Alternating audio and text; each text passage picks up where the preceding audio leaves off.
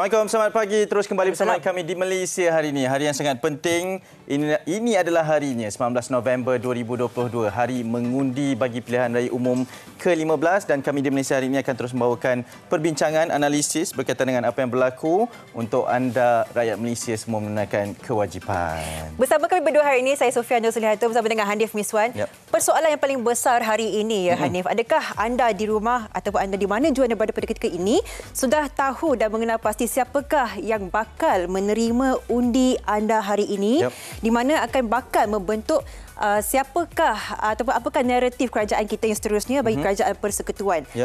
Inilah dia, Malaysia ini adalah negara yang demokrasi berperlembagaan dan pastinya Malaysia juga mempunyai rakyat yang cukup cakna pada ketika ini untuk mengetahui bahawa kita ada tanggungjawab yang cukup besar. Ya, Hanif? Anda berkatakan mengenai sistem demokrasi, Sofia, dan demokrasi itulah yang kita nak raikan kerana pada hari ini dengan keadaan cuaca, dengan keadaan peratusan keluar mengundi juga sangat penting, dan itu yang kami ingin bawakan sepanjang 1 jam siaran ini. Kita mulakan mungkin sedikit dengan perkembangan berkaitan dengan keadaan cuaca. Ini informasinya di met.gov.my. Anda boleh menyaksikan secara interaktif bagaimana keadaan cuaca dari semasa ke semasa di beberapa bandar utama dalam negara kita. Kita boleh lihat perkembangan dari jam ini 9.10 pagi sampailah ke 10.10 pagi ini secara interaktifnya lah, secara live dibawakan di bandar-bandar utama. Ada memang ramalan mengatakan bahawa beberapa negeri termasuk di sekitar Lembah Kelang ini pada waktu pagi memang akan turun hujan, tetapi saya dah menembual pihak Meteorologi Malaysia mengatakan bahawa ianya adalah hujan yang biasa, tidak apa yang perlu dibimbangkan. Kita boleh keluar menunaikan kewajipan untuk mengundi. Betul. Persiapannya bawalah payung, bawalah baju hujan kalau perlu, dan kalau anda ingin tahu apakah perkembangan yang terkini setiap 10 minit, Met Malaysia akan memberikan perkembangan terkini bagi cuaca. Anda hanya perlu tekan ataupun mencari Met Malaysia. Ramalan cuaca bagi khas pilihan raya umum ke-15 juga telah pun dikuatkuasakan di laman sesawang ini. Bagi setiap negeri ada Johor sehinggalah ke wilayah Persekutuan Putrajaya. Anda cakap Johor kan? Kita tengok contohlah di Johor. Contoh. Apa yang akan berlaku pada hari ini dijangkakan mengikut setiap segmen parlimen masing-masing tentang keadaan cuaca pagi dan petang. Ini sebagai ramalan, sebagai panduan untuk kita tahu kita nak keluar pada waktu pagi ke pada waktu petang. Kalau tak sempat pada waktu pagi, konon contohnya lah di Segamat petang diramalkan hujan. Maksudnya kita dah tahu nak kena bawa payung, nak kena ada bekalan yang selesa kan, supaya kita dapat mengundi dan memangkah calon yang kita nak. Macam kita sejelasnya petang lah. Memang pagi ni kita berkhidmat untuk anda.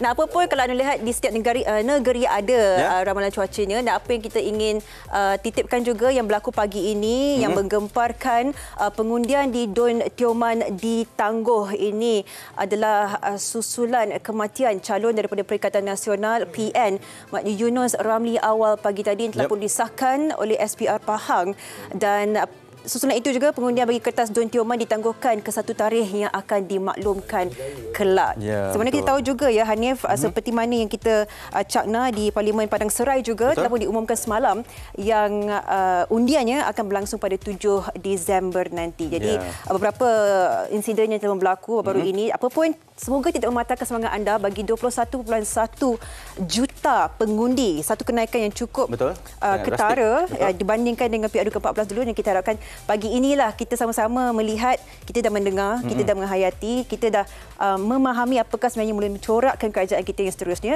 dan kita harapkan manifesto itu juga dapat dimasukkan sekali lah dengan cara gerak kerja ataupun pelaksanaannya selepas ini untuk kita semua. Mesha akan banyak berlintas langsung melihat kepada perkembangan terkini, tetapi sekarang kita nak mulakan kehangatan dan juga hari pengundian pilihan raya umum ke-15. Kita saksikan terlebih dahulu. Kita semak bagaimana informasi berkaitan dengan PRU ke-15 pada hari ini. Jom.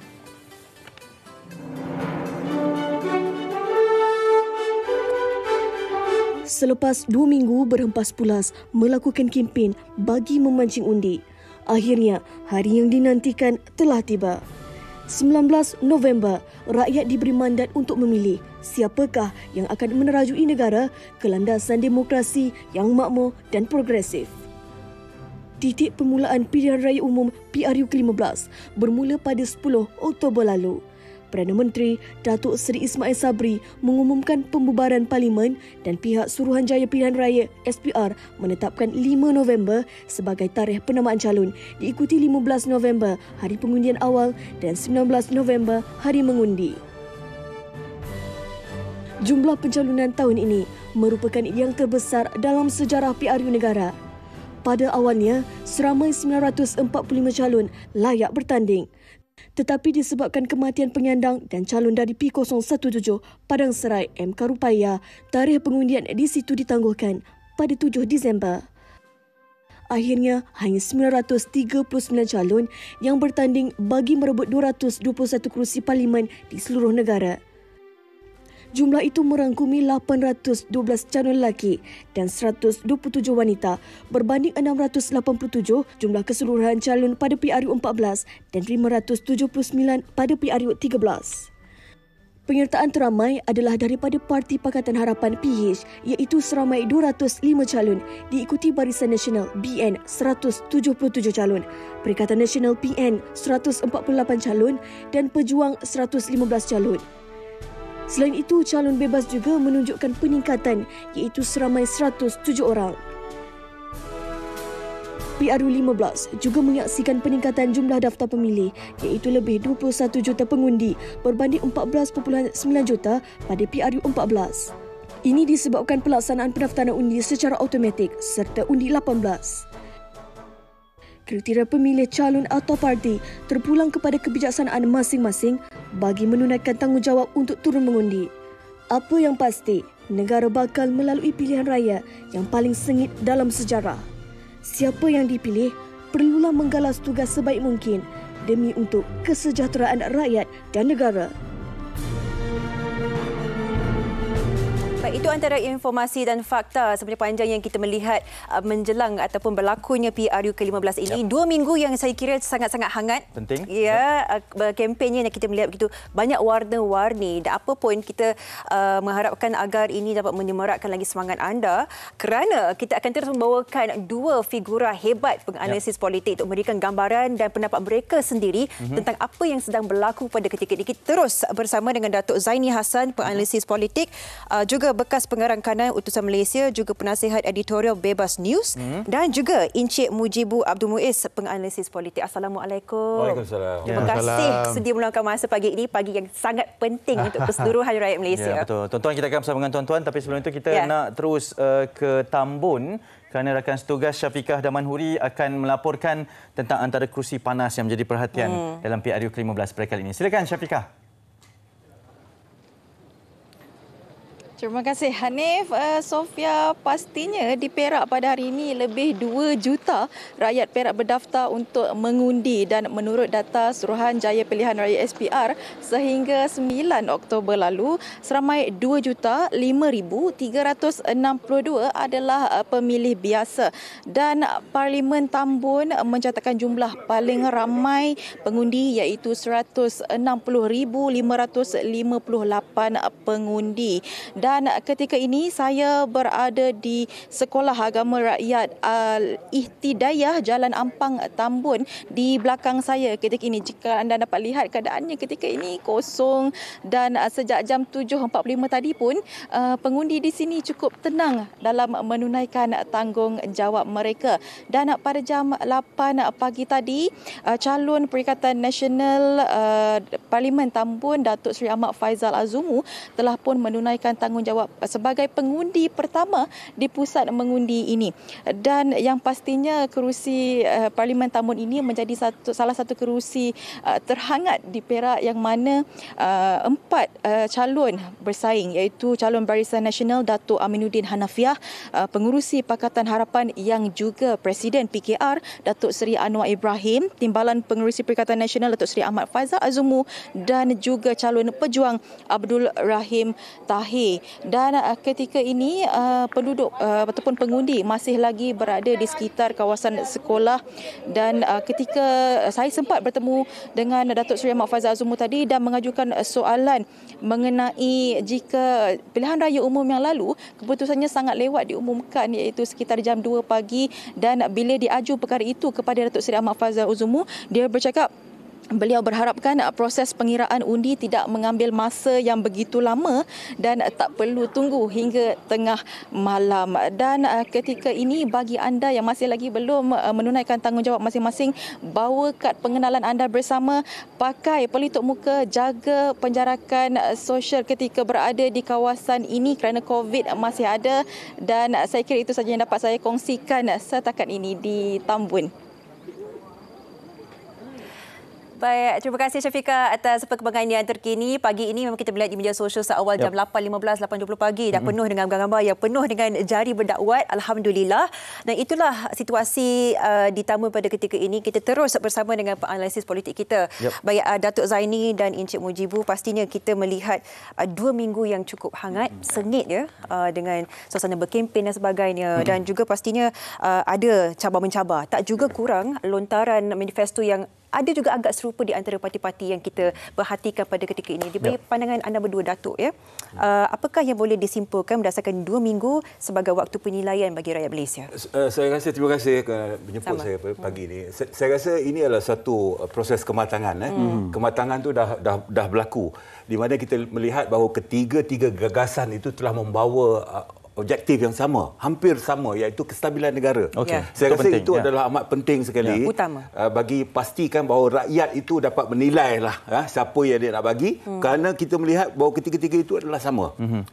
Jadi saya melihat bahawa proses kematangan, maturing proses tersebut dah mula berlaku sedikit demi sedikit dalam sistem demokrasi kita. Jadi itu adalah sesuatu yang bagi kita amat baiklah. Bagi negara dan bagi bangsa dan sebagainya. Ya, Cik Mujibu, kita nak beralih terus ke Tambun, antara kerusi yang kerap diperkatakan. Semalam juga antara grand finalenya seperti yang anda perkatakan. Anda seorang penganalisis membuat kajian di lapangan. Tambun ni membabitkan kerusi yang perlu diperhatikan kerana ini bakal meninjau kepada perjalanan PRU ke-15 ni? Ya, ini satu kursi yang menarik lah. Di mana kalau kita lihat di lapangan, yang menjadikan satu kursi itu panas tu ada dua perspektif. Satu, heavyweight versus heavyweight lah. Dan juga calon heavyweight diletak di kawasan sukar ataupun kawasan yang berisiko. Jadi kalau di Tambun ini mungkin kita kata heavyweight versus heavyweight lah. Timbalan Presiden Bersatu di situ ya. Dan juga sudah tentulah Datuk Seri Anwar Ibrahim. Jadi kita melihat Tambun ini barangkali daripada perspektif bagaimana persaingan itu ya, yang melibatkan satu kawasan campuran yang begitu menarik, di mana kekuatan Datuk Seri Anwar Ibrahim itu barangkali melebihi calon-calon yang lain. Tetapi daripada perspektif demografi pengundi di situ tu, ini memberikan refleksi tentang bagaimana satu kawasan pilihan raya itu boleh dibaca, kerana apa yang kita saksikan di Tambun ini ialah bagaimana parti Melayu yang bersaing merebut undi Melayu yang terpecah akhirnya akan memberi kemenangan kepada satu parti yang mempunyai base undi di kalangan pengundi bukan Melayu yang tinggi. Maka siapa yang mencuri undi siapa akhirnya memenangkan calon yang ada undi base itu. Ini satu refleksi tentang bagaimana keterpecahan undi akan memberikan kemenangan kepada parti-parti yang bersaing. Bila menyentuh keterpecahan undi itu kan pada PRU 14, Faizal Azumu ketika itu menang di bawah PKR sendiri. Adakah pada ketika ini rakyat di sana di Tambun sendiri akan melihat track record sebelum ini, apakah yang berjaya dilakukan sebelum ini ataupun berdasarkan keperluan mereka sekarang? Saya rasa itu antara pertimbangan yang diletakkan kepada pengundi. Tetapi kalau kita mengandaikan ini dan juga membawa kembali senario 2018 kepada 2022 itu berkali sangat berbeza. Kerana di samping pertimbangan pengundi untuk melihat track record, reputasi, politik personality, politik kepartian itu dalam perspektif yang menjadi ukuran dan sukatan pengundi untuk melakukan pilihan. Dalam masa yang sama juga kita harus melihat latar belakang itu ya Tok. Sebab 2018 perlawanan itu menjadi tidak berapa sengit kerana ia melibatkan dua paksi utama, PH dan BN. Tapi pada ketika ini paksi itu menjadi 3 dan mungkin menjadi lebih kerana ada calon bebas dan juga parti-parti kecil untuk merebut undi itu. Jadi setting ini dia sebenarnya memberikan kelebihan taktikal kepada pengundi dan juga kepada parti itu sendiri. Pengundi sudah tentulah mereka boleh melakukan unjuk rasa dengan mengundi parti lain. Seperti mana yang saya dapati di lapangan, ramai pengundi-pengundi terutama pengundi-pengundi Cina mengatakan kita kena undi, dia kata. Tapi kalau kita rasa yang penyandang ini tak buat betul, kita undi parti ini. Kerana kalau dia menang pun, dia akan tahu undi dia akan merosot. Maka dia kata dia akan buat kerja.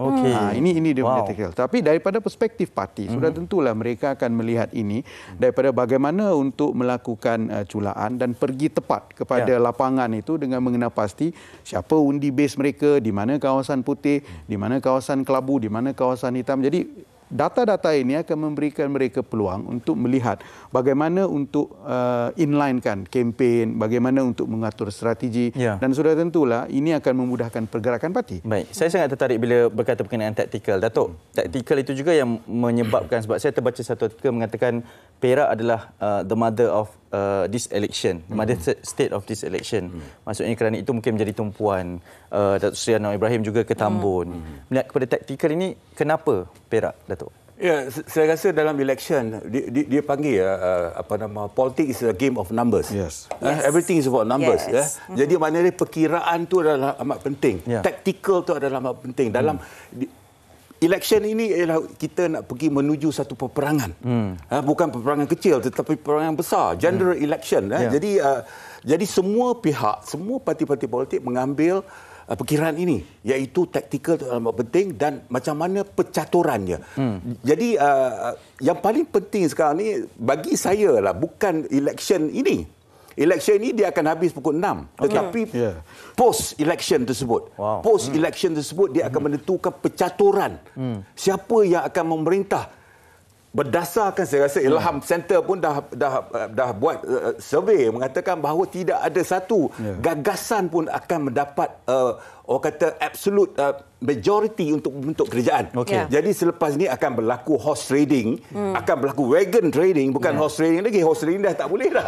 Wagon trading tu, kereta kuda tu akan di trade kan, bagi memastikan bahawa siapa yang akan memerintah negara, siapa yang akan membentuk kerajaan, siapa yang akan menjadi Perdana Menteri. Jadi saya rasa ini semua taktikal sedang berlangsung. Jadi saya rasa hari election ni tak penting. Tak penting. Tak penting. Rakyat akan menentukan siapa yang nak. Tapi selepas itu.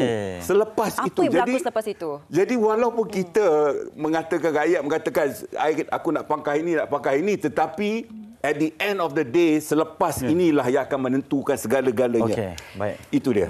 Ya, Datuk. Saya sangat setuju sebab ramai yang sangat-sangat risau ataupun khawatir apa yang akan berlaku dengan kataan wagon trading itu. Yang difahamkan parti-parti memang tak cukup angka untuk membentuk satu kerajaan. Dan pastinya perbualan kita semakin hangat. Saya akan tanyakan lebih lanjut lagi apakah maksud wagon trading itu dan apa yang boleh kita jangkakan selepas ini jika ia berlaku, Hanif. Betul, menuju ke angka 112 yang sangat penting itu. Kita berhenti seketika. Terus bersama kami di Malaysia hari ini.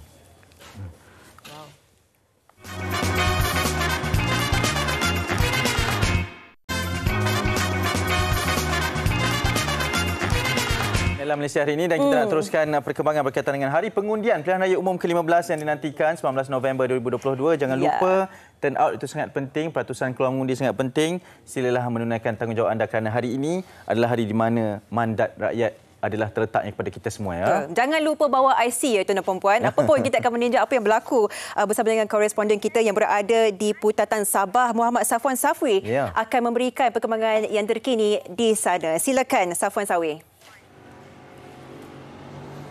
Baik, Hanif dan juga Sofia berada di Pulau Gaya ketika ini untuk Parlimen Putatan. Dan untuk pengetahuan anda, kalau anda lihat di belakang saya ini adalah perkhidmatan percuma. Okey, kelihatan pengundi-pengundi sedang berbaris dan menantikan bot percuma ulang alik daripada JT Pasar Besar Kota Kinabalu ke JT SMK Pulau Gaya.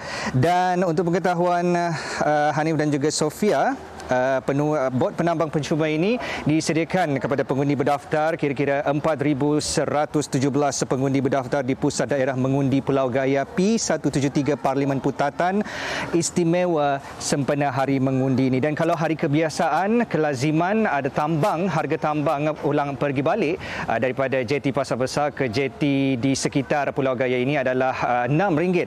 Tetapi perkhidmatan percuma ini ditawarkan daripada setiap parti bertanding untuk tiada alasan untuk mereka yang berada di luar daripada Pulau Gaya ini untuk datang mengundi di sini.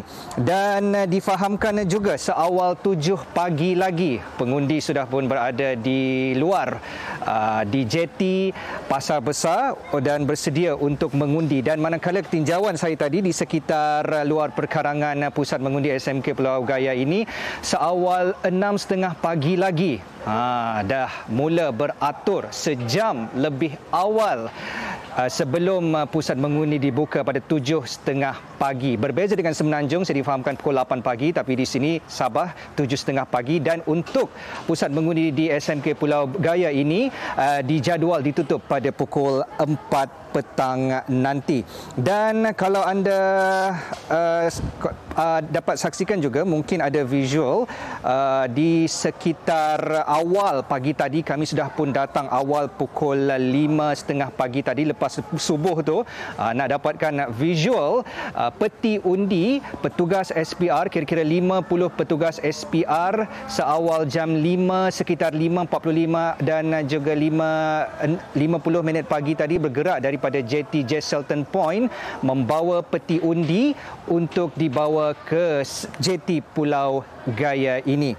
Dan difahamkan seramai 50 petugas Suruhanjaya Pilihan Raya SPR membawa peti undi, 7 peti undi, 7 pusat saluran mengundi di SMK Pulau Gaya ini dan secara berperingkat. Kumpulan pertama tiba seawal 6 pagi tadi di jeti SMK Pulau Gaya dan sambil diiringi oleh kawalan keselamatan Bot Pasukan Gerakan Polis Marin Kota Kinabalu. Dan ini dia visual di belakang ini. Kalau anda dapat saksikan secara langsung pengundi-pengundi yang sudah selesai mengundi. Saya difahamkan ada yang bergerak ke Pulau Lok Urai, Pasir Putih dan juga di sekitar Pulau Gaya ini. Bukan saja dari jeti Pasar Besar tetapi balik juga ke jeti di sekitar Pulau Gaya ini. Jadi saya rasa kalau Hanif dan Sofia lepas PRU ini mungkin boleh datang ke Sabah sendiri merasai naik bot sekitar Pulau Gaya ini. Dan itu saya bawakan dari Parlimen Putatan PRU 15. Safwan Sawi. Kembali bersama Hemeshan. Yap, terima kasih Safwan dan banyak sekali yang dikongsikan dan itu antara corak-coretnya warna-warninya berkaitan dengan bagaimana pengundi ingin pergi ke tempat pusat mengundi masing-masing, pelbagai kenderaan lah daratan ataupun lautan yang perlu dilakukan. Kesanggupan itu. Dan itu yang kita nak tanyakan terus kepada kedua-dua ahli panel kita. Cik Mujibu mungkin orang yang paling layak juga untuk berbicara berkenaan dengan senario politik di Sabah ini. Bagaimana pembacaan untuk kita mengetahui berkenaan dengan, kerana difahamkan Blok Borneo ni akan menjadi penentu kepada pembentukan kerajaan nanti. Ya, betul Azwan. Ini barangkali sesuatu yang paling menarik lah di antara yang perlu kita perhatikan dalam PRU 15. Ya. Bukan saja pertambahan pengundi itu yang meningkatkan jumlah signifikan pengundi di dalam PRU 15, tapi bagaimana kita melihat Blok Borneo itu membentuk satu kekuatan yang seolah-olah ketika saya turun di Sabah dan di Sarawak itu menyaksikan seolah-olah ini menjadi semacam satu referendum kecil yang melihat bagaimana naratif Sabah dan Sarawak itu diangkat, ya, walaupun sepatutnya ini adalah pilihan raya yang saya rasa dibuat kerana untuk menjadikan rakyat memilih kerajaan yang lebih stabil dan kuat. Tapi bila kita pergi ke Sabah tu dia jadi macam semacam referendum. Ya, mungkin di sebelah Sabah ini is a bit critical kerana pertentangan tentang hak-hak Sabah itu di-repackage berdasarkan parti-parti yang bertanding. Ya, kalau saya pergi ke kawasan warisan, mereka melihat ini daripada perspektif mahu menguatkan suara Sabah menerusi Blok Borneo itu, terutamanya dalam hal-hal yang berkaitan dengan MA 52. Tapi kalau kita pergi ke JRS pula, mereka membawa naratif bahawa lebih baik hak-hak Sabah itu dituntut dengan menyertai kerajaan persekutuan yang lebih stabil, ya, kerana perundingan itu less birokratik, less hassle dan sebagainya. Betul. Ya, tapi yang menarik itu sebenarnya adalah bagaimana keterpecahan di Sabah ini barangkali akan menjadi sedikit sebanyak menentukan hala tuju pembentukan kerajaan ini, kerana kita lihat di Sabah itu persaingan dia itu lebih terpecah, kerana persaingan itu di antara mungkin warisan GRS, tapi dalam masa yang sama juga kita melihat bagaimana GRS-BN itu juga ada pertentangan di dalam itu, dan kemampuan parti-parti tempatan dan juga calon-calon bebas ini untuk memberikan sumbangan yang kita cerap ini berengkali di Sabah ada potensi untuk menghantar satu calon bebas menang, ya, seperti mana yang kita turun di Tenom contohnya, kan? Ini satu yang menarik, ya. Bagaimana politik tempatan, ya, tokoh-tokoh kaum tertentu, ya, yang meletakkan pesona dan isu-isu setempat di blend dengan isu-isu kewilayahan, itu sangat menarik untuk diperhatikan di Sabah ini. Dan 25 kursi, kalau dulu kalau kita faham tentang senario politik kebangsaan, Sabah dan Sarawak ini menjadi fixed deposit kepada pembentukan kerusi. Fixed deposit. Fixed deposit. Ya. Ini simpanan tetap. Bagaimana kita mengatakan simpanan tetap? 56 kerusi. Betul. Ya, ini menjadi boleh kita katakan separuh daripada 112 itu. Tapi pada ketika ini lari, ya, mungkin di Sarawak itu lebih solid, ya, kerana mungkin GRS boleh dapat maksimum lah kita kata 25 ataupun mungkin lebih baik daripada itu. Ya, tetapi pada ketika ini jajaran dia itu sudah berbeza, kerana jelas apa yang kita lihat sepanjang tempoh selepas kita berjaya melakukan perubahan rejim 2018 itu, Blok Sarawak ini lebih taktikal. Ya, dia lebih lunak kepada siapa juga yang membentuk kerajaan, asalkan caveat dia terjaga, iaitu jangan ada DP untuk Sabah. Mereka jelas. Itu jelas. Saya rasa itu jelas dalam hal ini. Dan Sabah juga 25 kerusi itu tidak lagi menjadi solid seperti dulu, kerana kepada ketika ini kerusi Sabah dan Sarawak itu sangat terpecah. Ya, siapa yang mendapat banyak kerusi ataupun sekurang-kurangnya melepasi angka 10, barangkali itu akan ada suara yang lebih besar dalam bargaining untuk membentuk kerajaan persekutuan selepas ini. Baik, Datuk Zaini, kita melihat ya Sabah dan Sarawak ini bertindak sebagai kingmaker yang membantu untuk membentuk kerajaan persekutuan itu sendiri. Jadi setakat ini 31 kerusi parlimen GPS, iaitu Gabungan Parti Sarawak, masih belum memberikan sebarang tanda ataupun kata-kata akan bergabung dengan parti mana-mana yang satu. Mungkin sedikit pandangan. Saya setuju dengan istilah kingmaker atau kuasa penentu itu. Kerana kita tidak boleh tolak bahawa pada kala ini GPS dengan GRS ini akan memainkan peranan penting dalam menentukan percaturan tersebut. Percaturan tu mungkin dia ada beberapa formula lah. Formula 1, Formula 2, Formula 3, sama ada BN akan bergabung dengan PN, BN akan bergabung dengan PH, ataupun BN dalam ekstrim punya condition, BN akan bergabung dengan PAS. Tetapi kesemua gagasan tersebut, semua percaturan tersebut akan melibatkan Sabah dan Sarawak. So itu menunjukkan bahawa begitu pentingnya Sabah dan Sarawak, sehingga kan ada parti-parti politik, ada komponen-komponen tersebut telah menjanjikan bahawa Deputy Prime Minister 1 and 2 daripada Sabah dan Sarawak. So begitu pentingnya. Sarawak dan Sabah akan menentukan bahawa formula pencantuman marriage ini, perkahwinan ini akan berlaku. Tanpa mereka tidak boleh berlaku. Jadi saya rasa itulah amat penting sekali kita melihat bahawa kingmaker di antara dua-dua negeri ini adalah amat penting dalam proses pilihan raya ini. Itu pasal saya cakap tadi, yang penting sekarang ni adalah post-election. Apa yang akan berlaku tengah malam ini, apa akan berlaku besok hari, apa akan berlaku Isnin, kalau hang government, apa akan berlaku dalam sebulan dan sebagainya. Tak boleh bentuk kerja. Jadi macam-macam akan berlaku. Kebarangkalian kemungkinan tu macam-macam boleh berlaku dalam keadaan sekarang. Kita harus ingat parti Melayu dah pecah kepada 10. 10 bahagian. Ya, 10 bahagian sehingga terbentuknya PH, PN, Pejuang, Barisan Nasional dan sebagainya. Saya rasa inilah akan reflect the whole result of today's election. Betul. Sangat penting. Saya percaya ini bakal menjadi satu lagi percaturan selepas daripada pukul 6 petang nanti ini, selepas keputusan dilakukan. Tapi sekarang tugasannya adalah untuk mengundi, memilih calon dan juga parti yang anda inginkan sepanjang hari ini. Dan antara yang akan dipilih, kita bercerita mengenai kerusi yang menjadi tumpuan juga, kerap diperkatakan, kerap berlaku serangan-serangan pribadi juga di sini, adalah di kerusi ini, di Sungai Buloh, Sofia. Ini yang kita ingin pertengahkan. Saya rasa kita boleh terus bersama dengan koresponden kita yang kini berada di sana, Mas Zarif Zafri Aziz Desa, untuk memberikan gambaran yang sepenuhnya. Silakan, Zarif. Ya, baik, seperti dimaklumkan oleh Hanif dan Sofia, hari ini merupakan hari mengundi bagi seluruh rakyat Malaysia yang layak mengundi, yang dianggarkan lebih 20 juta orang. Dan ketika ini saya berada di Sekolah Kebangsaan Bandar Baru Sungai Buloh bagi meninjau proses pengundian yang dijalankan bagi Parlimen Sungai Buloh yang mempunyai pengundi lebih 158,000 pengundi.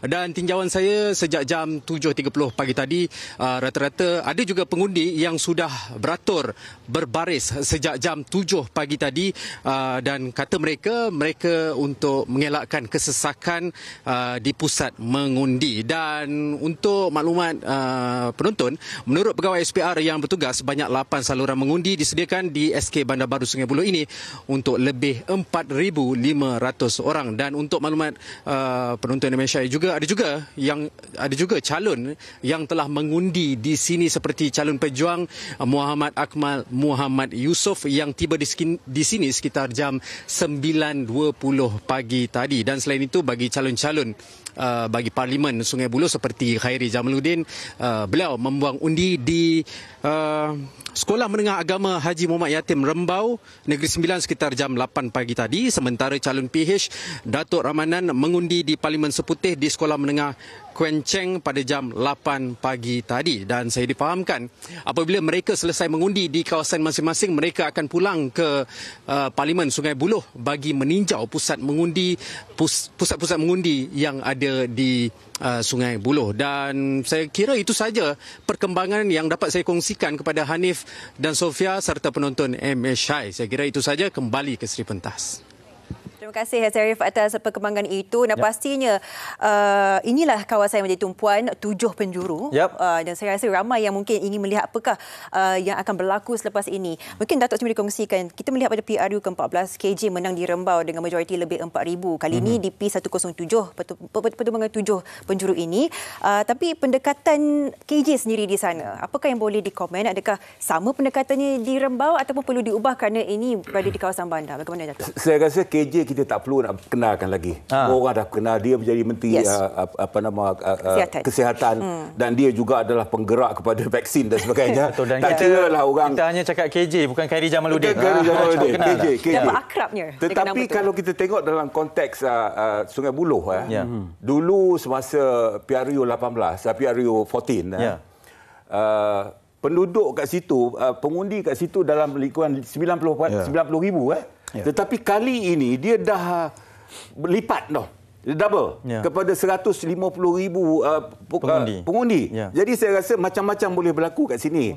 Kita harus lihat, kita tengok dari segi surface lah. KJ itu sendiri sebagai personality dia dan sebagainya. Saya rasa kalau orang tak mau undi parti pun, orang akan undi personality itu, KJ. Saya tak tahulah macam mana kan. Saya tak tahu dalam percaturan politik ni itu semua bergantung kepada pengundi. Tetapi kalau pengundi di Sungai Buloh perlukan seorang individu yang macam tu, so mereka akan undi KJ, no doubt about that. Jadi saya rasa itulah dia di Sungai Buloh. Di Sungai Buloh. Mujibu setuju kerana ini antara kubu kuat Pakatan Harapan juga di Sungai Buloh? Ya, kalau tidak KJ tak akan mencakap saya masuk ke kandang naga dan pertambahan signifikan pengundi itu menjadikan kerusi ini bertambah sukar. Kalau di awal tadi saya sebut antara kriteria hot seat itu antaranya adalah dua kriteria itu, antaranya adalah heavyweight, calon heavyweight. Tapi ini adalah kategori kedua.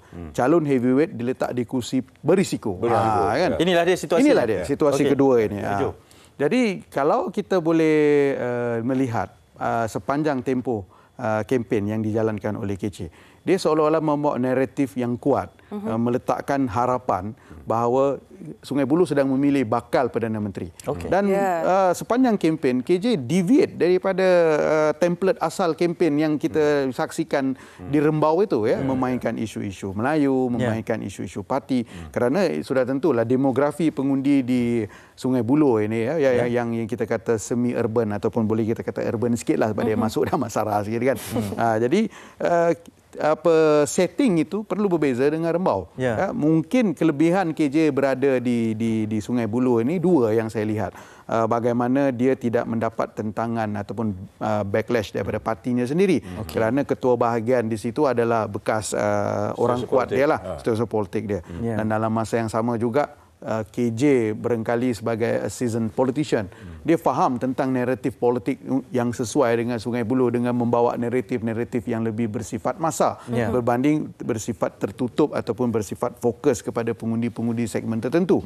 Dan ini faktor ketiga, saya bersetuju dengan sahabat saya di Sabah, Philip Golingai, dia kata KJ have something.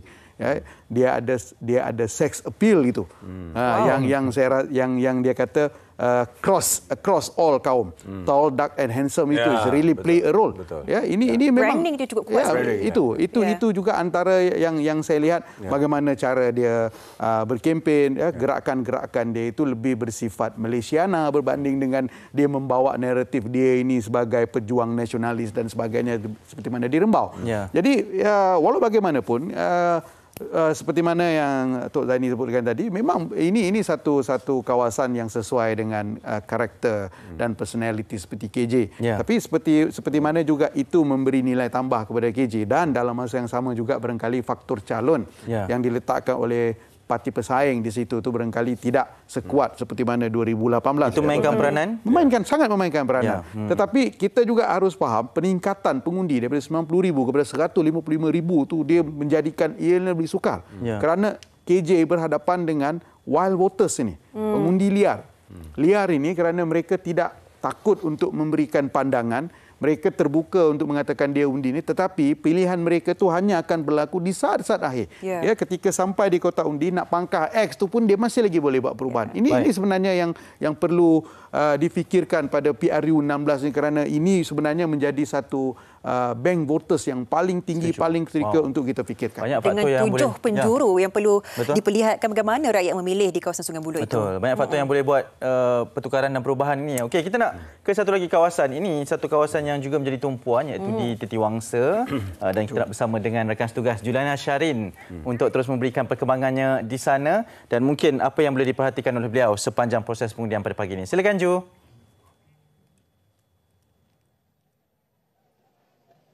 Hanif, Sofia, selamat Hari Raya. Bukan, selamat Hari Pilihan Raya. Saya kini berada di Sekolah Kebangsaan Taman Maluri yang mana salah satu pusat mengundi bagi Parlimen Titiwangsa. Di Parlimen Titiwangsa ini terdapat 80,747 pengundi berdaftar. Di sekolah ini sahaja difahamkan terdapat 5,544 pengundi berdaftar di mana disediakan sebanyak 9 saluran. Untuk makluman semua juga, calon Barisan Nasional Datuk Sri Johari Abdul Ghani tiba di sekolah ini jam 8.55 pagi tadi bersama isterinya dan selesai menunaikan tanggungjawab mengundi kira-kira jam 9 pagi. Di Parlimen Titiwangsa ini menyaksikan pertembungan 4 penjuru yang mana Datuk Sri Johari bertembung ataupun bersaing dengan calon Pakatan Harapan Datuk Sri maafkan saya, Khalid Abdul Samad, calon pejuang Datuk Sri Khairuddin dan calon Perikatan Nasional Dr. Rosni Adam.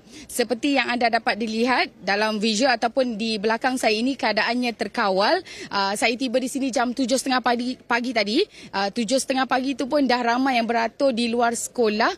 Namun disebabkan cuaca hujan rintik, petugas SPR membenarkan orang ramai untuk berkumpul di kawasan dalam ini. Setakat ini yang anda dapat lihat, keadaan di sini terkawal. Saya kira begitu juga yang berlaku di kawasan-kawasan yang lain. Kembali semula bersama Hanif dan Sofia. Ini kita nantikan setiap pagi tadi Hanif Miswan. Pastinya kita ingin terus ke Berepahang bersama dengan Ahmad Fazli Ahmad untuk menemu bual bersama dengan Perdana Menteri kita pada ketika ini. Dan kita akan terus bersama dengan beliau sebentar lagi. Kita tunggu keadaan semasa baik. Okey, Fazli, kalau sudah bersedia silakan kongsi apa yang sedang berlaku di sana di Berepahang, silakan. Hot seat, silakan. Ya, Hanis dan Sofia, saya sekarang berada di Sekolah Menengah Kebangsaan Bandar Krayung. Ini salah satu kerusi menjadi tumpuan bukan saja seluruh Malaysia, saya rasa, mungkin seluruh dunia. Dan apa yang menarik, Perdana Menteri akan mengundi di sekolah ini. Dan seperti biasa, Perdana Menteri sebelum memasuki pusat mengundi, beliau beratur bersama orang ramai di sini. Dan untuk mengetahui apakah nasihat Perdana Menteri kepada pengundi-pengundi di sana, kita bertuah bersama dengan Datuk Seri Ismail Sabri pada pagi ini. So, Datuk Seri akan mengundi sebentar lagi.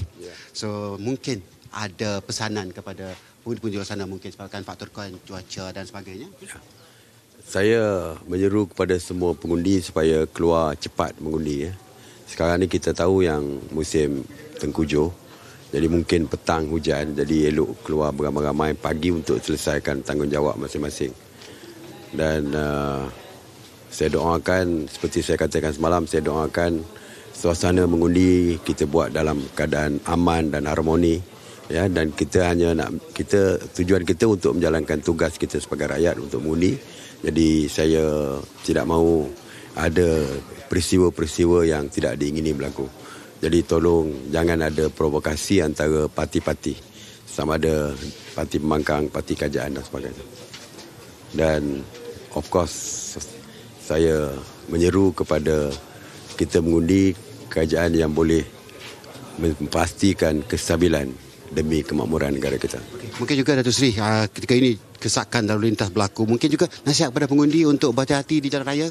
Ya, saya difahamkan yang balik ke kampung semalam daripada Kuala Lumpur ke Bera biasanya 2 jam, semalam sehingga 8 jam semalam. Dan hari ini saya difahamkan kerana mengundi serentak ini juga berlaku kesesakan dan sebagainya. Jadi selain daripada kita cuba mengelakkan kesesakan, saya harap pandulah secara berhati-hati walaupun kita nak mengundi. Yang pentingnya adalah keselamatan kita sendiri. Terima kasih Datuk Seri dan selamat mengundi. Ya, saya rasa Anis dan Sofia, Datuk Seri akan meneruskan proses mengundi tanggungjawab sebagai pengundi di Parlimen Bera ini. Saya rasa itu saja dari Sekolah Menengah Bandar Krayung. Kembali ke studio bersama Anis dan Sofia. Ya, kita ucapkan terima kasih juga kepada Datuk Seri Ismail Sabri Yaakob sudi meluangkan masa dalam kesibukan itu, dan juga Ahmad Fazli Ahmad. Itulah dia antara kursi tumpuan yang diperlihatkan. Menjadi apakah yang menjadi keinginan rakyat di sana. 3 penjuru yang kita saksikan, Datuk Asmawi dari PN, Datuk Seri Ismail Sabri Yaakob dari BN dan juga Haji Abbas Awang dari PH. Apakah yang akan berlaku, kita akan lihat petang nanti. Okey, kita nak berteriak seketika. Banyak lagi perbincangan akan kami bawakan terus bersama dengan kami di Malaysia hari ini.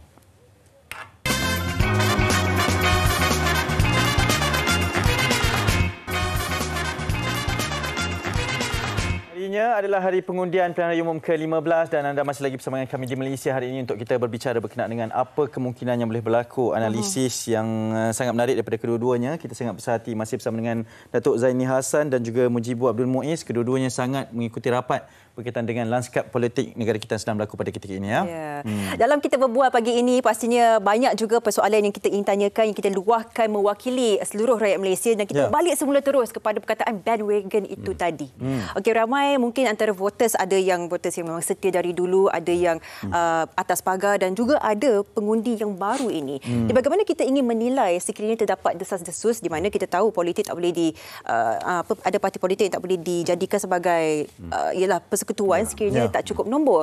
Dan mungkin akan ada satu gabungan itu. Dan gabungan ini, apakah perspektif kita yang perlu kita ada naratifnya untuk kita expect the unexpected daripada kesemua pergerakan parti-parti politik selepas ini? Bagaimana, Datuk? Ya, kita harus melihat, sebagaimana yang saya cakap tadi, kita harus melihat the numbers tu kan. Dari segi formula, dia mesti ada formula. Formula yang telah saya rasa dah berjalan pun. Atas, bawah semua dah berjalan sekarang ni. Kiri, kanan, depan, kiri, kanan dah berjalan dah, macam sebagaimana Mujib kata tadi. Sekarang ni dah ada orang ni berada di hotel mana, orang ni berada di hotel mana dan sebagainya secara terbuka. Jadi saya rasa wagon trading ni dia akan melibatkan beberapa formula lah. Kita bagi contoh lah. Kita bagi contoh, kalau dia punya main dia adalah Barisan Nasional, kita ambil 3 formula melibatkan Barisan Nasional dan juga pencantuman tersebut. Kita ambil contohlah BN dengan PN. BN dengan PN. Kita katalah, kita ambil busuk-busuk kata BN boleh dapat 66 kursi. 6 kursi. Kita ambil katalah 66 kursi, PN dapat dalam 30-an. Campur dengan Sabah dan Sarawak, so dia akan lebih kurang 132. So dia dah boleh bentuk 132 kan, dengan PN. Kalaulah dengan BN dengan PH, kita katalah BN masih lagi 66 lah, 60-an lah. PH dapat 70-an. Okey. Campur Sabah dan Sarawak 21, mungkin campur 6 dan sebagainya, dia akan bentuk 171. Very strong government. 171. Tetapi dalam konteks PH akan menjadi Perdana Menteri, pasal dia ada lebih kursi kat situ. Dan satu lagi formula yang saya rasa out of the box lah, out of the box, iaitu kemungkinan Barisan Nasional akan bergabung dengan PAS. PAS sahaja? PAS sahaja. Bukan Perikatan Nasional? Mungkin PAS yang menggunakan logo sendiri di Kelantan dan Terengganu, ataupun wagon trading tadi, di mana PAS dalam PN akan keluar. Akan keluar. Itu ada kemungkinan. Because horse trading dah tak boleh. Horse trading dah tak boleh. Pasal akta lompat batu dah tak boleh. Tetapi akta lompat melibatkan individu tak boleh, tetapi akta lompat parti itu boleh. Itu boleh, itu tak, itu belum ada lagi undang-undang. Jadi saya rasa kalau formula BN plus PN plus GPS plus RS, dia akan, kalau kita kata tadi BN masih 66, campur PAS kita katalah konservatif 20, campur 21 GPS, campur 6 GRS, dia akan ada a very simple majority 113, tapi masih lagi boleh bentuk kerajaan. Jadi dalam tiga formula tu, formula mana yang boleh diikuti? Adakah BN akan cantum dengan PN, walaupun PN kata kita tak maulah dengan BN dan sebagainya, ini semua cakap je. Yang sebenarnya dalam realiti politik berbeza. Begitu juga dengan BN dengan PH. So adakah sistem tersebut akan saya cakap sistem kenegaraan itu akan membenarkan BN akan bercantum dengan PH, GRS, GPS. Kerana kalau kita tengok dari segi pencaturan, PH akan mendapat lebih kursi. Dan orang yang dapat lebih kursi itu akan menjadi Perdana Menteri, dan orang itu adalah Anwar Ibrahim. Jadi itu dia. Jadi berbalik kepada political formula tersebut, kita harus juga ingat bahawa yang di Tuan Agong juga akan memainkan peranan. Betul.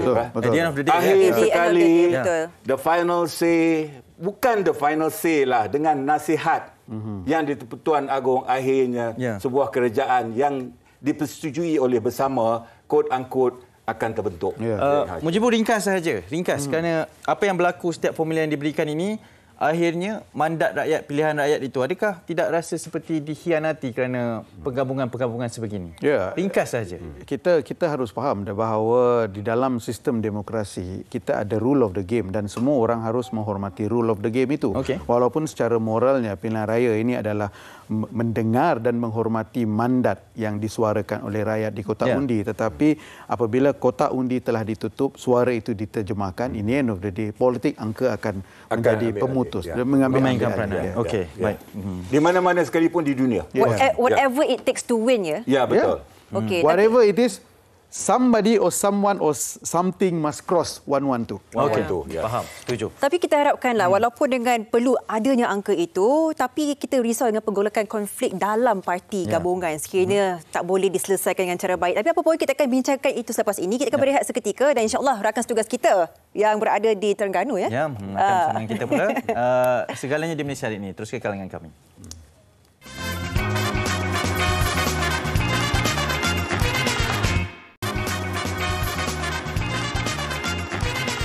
Kehangatannya Hari Pilihan Raya Umum ke-15 bersama kami di Malaysia hari ini, dan banyak telah pun kita perkatakan, dan kita nak teruskan berkongsi berkenaan dengan keadaan semasa. Kita nak ke Kuala Terengganu. Kita terus bersama dengan Eli Iskandar yang kini berada di Kuala Nurul Terengganu.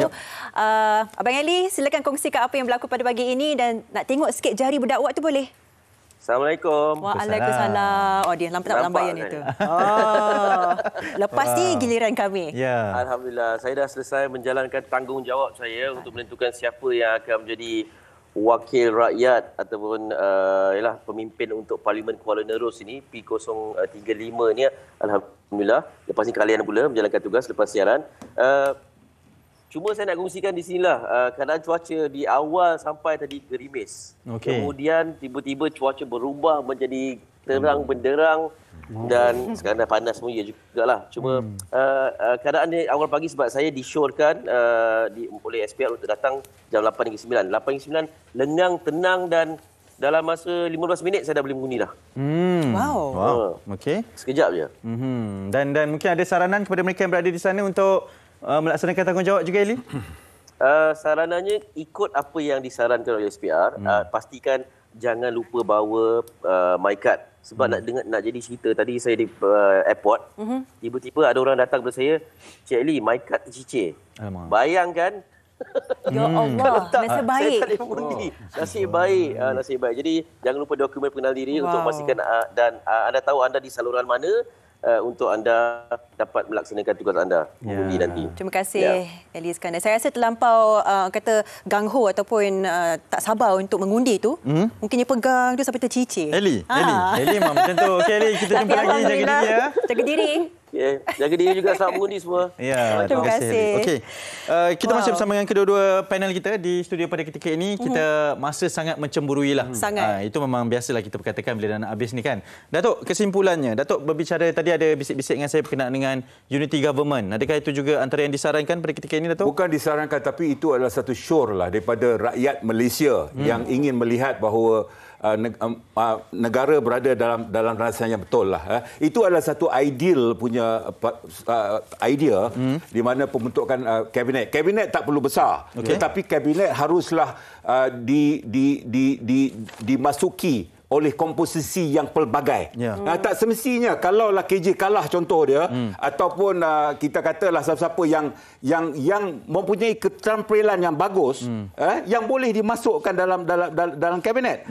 Begitu juga semasa cadangan idea UT government dulu tak semestinya MP akan berada dalam kabinet tersebut. Tapi mungkin juga profesional dan sebagainya yang boleh. Pasal kita harus ingat bahawa tahun depan merupakan tahun yang paling mencabar bagi Malaysia dan juga dunia disebabkan oleh global recession. So, kita harus mengambil pendekatan ini, kita harus mengambil kesempatan ini untuk membentuk satu kabinet yang orang kata mantap lah, yang terbaik lah. Terima kasih, Datuk. Mujibu sendiri, peranan kita sebagai rakyat, apakah expectation kita yang perlu kita ada menjelang PRU ke-15 ini? Sesiapa saja boleh berlaku, sesiapa boleh menang, pendapat dan nasihat bagi semua yang menonton ketika ini. Saya rasa kita harus bersedia dan juga terbuka tentang apa juga keputusan yang bakal berlaku selepas pukul 6 nanti. Kerana kita telah beranjak daripada satu kerangka politik yang menekankan politik dominan mana-mana parti dan pada ketika ini dia benar-benar memberi refleksi tentang apa sebenarnya citra negara kita. Negara berbilang kaum, parti politik diasaskan berdasarkan jalur kaum. Jadi benda-benda ini mungkin kita anggap sebagai satu proses transisi kepada perjalanan demokrasi kita yang lebih baik dan sempurna. Ini barangkali yang perlu kita sedar. Tetapi walau bagaimanapun dia bermula daripada menghormati suara rakyat itu. Kerana akhirnya yang bersuara adalah rakyat. Menghormati suara rakyat. Tuan-tuan, kita akan bersama dengan tuan-tuan juga pada hari esok insya-Allah di Malaysia hari ini. Ketika melihat kepada pembentukan pakatan yang baru ini, perikatan ke pakatan ke semualah barisan sekalipun untuk melihat kepada pembentukan kerajaan yang baru. Dan itu mungkin antara kemungkinan yang boleh berlaku dan kepada semua silakan mengundi, jadikan ini sebagai tanggungjawab kita dan ingatlah kita memilih pemimpin yang kita ingin hantar untuk mewakili suara kita juga di parlimen nanti. Dan bagi anda semua, untuk anda sedia maklum, keputusan terkini dan secara langsung PRU ke-15 akan ada di laman sesawang MyUndi. Layari myundi.com.my untuk melihat keputusan terkini kerusi parlimen dan negeri sempena PRU kali ini. Jangan lepas juga berita PRU 15 tergempar melalui feed khas Luminews, aplikasi berita pilihan rakyat Malaysia. Layari luminews.my untuk akses liputan terkini sekarang. Harapkan agar anda semua kekal semangat itu seperti mana saya sangat bersemangat. Lepas ni kita akan mengundi pula. Suara kita perlu didengari dan hari ini adalah hari penentuan jalankan tanggungjawab kita. Betul. Malaysian, selamat mengundi terus bersama kami di Malaysia hari ini. Assalamualaikum. Terima kasih semua. Senyum selalu. Mengundi kewajipan semua.